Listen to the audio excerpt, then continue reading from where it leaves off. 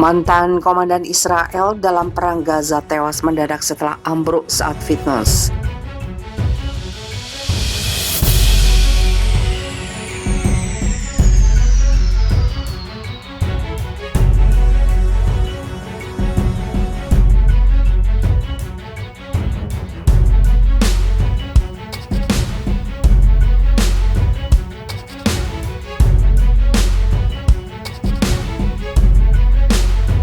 Kolonel Sharon Asman, komandan baru Brigade Infanteri Pasukan Pertahanan Israel, meninggal mendadak dalam usia 43 tahun pada Kamis setelah ambruk saat berolahraga. IDF menyelidiki kematian Asman di pangkalan Beit Lit dekat Netanya. Asman diduga ambruk karena gagal jantung. Kematian Asman hanya sekitar 2 hari setelah menduduki jabatan yang dimimpikannya sebagai komandan Brigade Infanteri Nahal yang menggabungkan tugas aktif dengan tugas di pemukiman tepi barat. Asman mengikuti sesi fitness di mana juga ikut anggota lain dari brigade yang sama berlangsung di markas Nahal di pangkalan. Kolonel Israel Somer, komandan Nahal sebelumnya dan kawan baik Asman akan kembali mengisi jabatan tersebut sampai komandan baru ditunjuk. Perdana Menteri Israel Naftali Bennett menyampaikan bela sungkawa kepada keluarga Asman. Dia salah satu yang terbaik, dia mengabdikan tahun-tahun terbaik hidupnya untuk menjaga Israel tetap aman.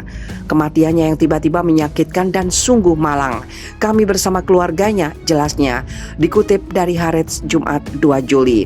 Menteri Pertahanan Israel Benny Gantz juga memuji Asman. Saya mengenangnya dengan baik sebagai komandan batalion dalam perang Gaza 2014. Dia tegas dan fokus memimpin mereka dengan heroik dan dengan kedalaman batin yang menjadi karakternya. Presiden Israel Reuven Rivlin juga menyampaikan bela sungkawa, mengatakan kematian Asman menghancurkan hati warga Israel.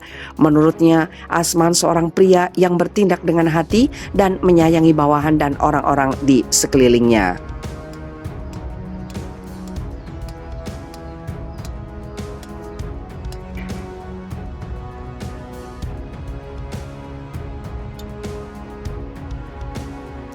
Gerakan Islam Cabang Utara bangkit, Israel ketakutan.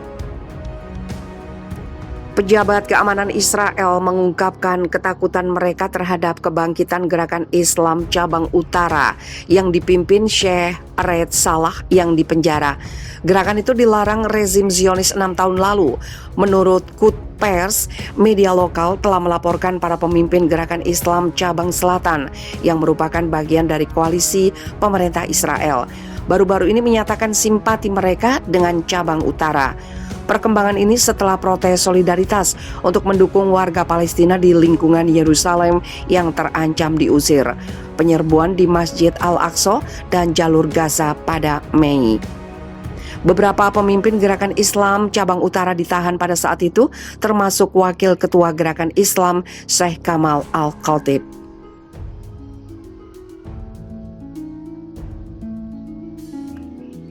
Israel Hayom mengutip kunjungan Mansyur Abbas, kepala Gerakan Islam Cabang Selatan, ke tenda protes yang diselenggarakan Cabang Utara untuk menentang penahanan Sheikh Al-Khatib sebagai bukti pemulihan hubungan antara dua cabang. Surat kabar itu juga mengutip posting media sosial Syekh Muhammad Salameh Hasan dari Gerakan Islam Cabang Selatan.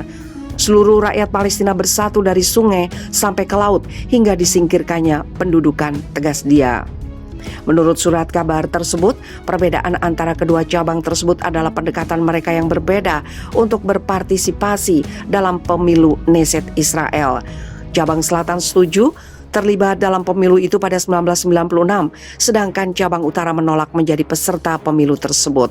Gerakan Islam di Israel didirikan pada 1971 oleh mendiang Syekh Abdullah Nimer Darwish. Gerakan itu terjadi dan telah membangun puluhan masjid, pusat budaya, pusat sosial, dan lembaga amal di seluruh Israel. Gerakan ini memenangkan pemilu kota di beberapa kota di desa Israel pada 1989 ketika berpartisipasi untuk pertama kalinya dengan slogan Islam adalah solusi. Namun gerakan itu terpecah ketika bagian di beberapa kota dan di desa Israel pada 1989 ketika partisipasi untuk pertama kalinya dengan slogan Islam adalah solusi. Namun gerakan itu terpecah ketika bagian selatan setuju ambil bagian dalam pemilu Knesset pada 1996. Pada 17 November 2015, gerakan Islam dilarang Israel dengan dalih tidak mengakui lembaga negara Israel dan menyangkal hak Israel untuk eksis.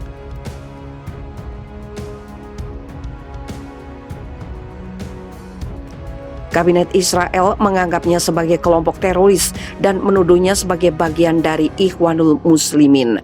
Banyak pemimpinnya, terutama Sheikh Red Salah, berada di penjara Israel. Kritikus bersikeras bahwa Sheikh Salah dan lainnya dari gerakan Islam ditahan karena aktivisme mereka mendukung Masjid Al-Aqsa serta upaya mereka mengekspos pelanggaran hak asasi manusia dan agresi Israel terhadap Palestina.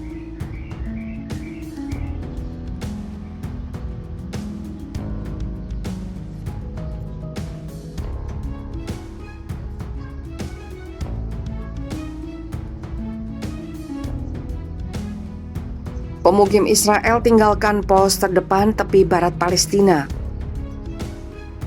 Pemukim Israel meninggalkan pos terdepan ilegal di tepi barat. Tindakan itu untuk mematuhi kesepakatan yang dicapai.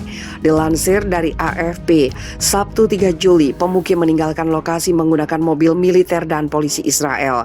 Mobil terakhir keluar dari Eviatar, dekat kota Palestina Nablus, sesuai dengan batas waktu pada Jumat 2 Juli pukul 16 waktu setempat. Saya harap kami akan segera kembali ke sini, kata Sarah Lisbon kepada AFP. Diketahui puluhan keluarga membangun pemukiman beberapa minggu lalu. Dalam hitungan minggu, pemukim membangun rumah beton yang belum sempurna dan mendirikan gubuk dan tentan di puncak bukit di tepi barat utara, wilayah Palestina yang diduduki oleh Israel sejak 1967. Tindakan itu bertentangan dengan hukum internasional dan Israel dan memicu protes dari warga Palestina. Warga Palestina bersikeras bahwa komunitas Yahudi sedang membangun di tanah mereka. Berdasarkan ketentuan kesepakatan yang diterbitkan oleh pemerintah Israel pada Kamis 1 Juli, para pemukim harus pergi pada Jumat 2 Juli sore, tapi struktur mereka dapat tetap dan akan dijaga oleh militer Israel. Kementerian Pertahanan Israel mengatakan akan mempelajari daerah itu untuk menilai apakah itu dapat diakui di bawah hukum Israel dan dinyatakan sebagai tanah negara. Jika itu terjadi, Israel kemudian dapat mengizinkan sebuah sekolah agama untuk dibangun di Eviatar dengan tempat tinggal untuk staf dan siswanya.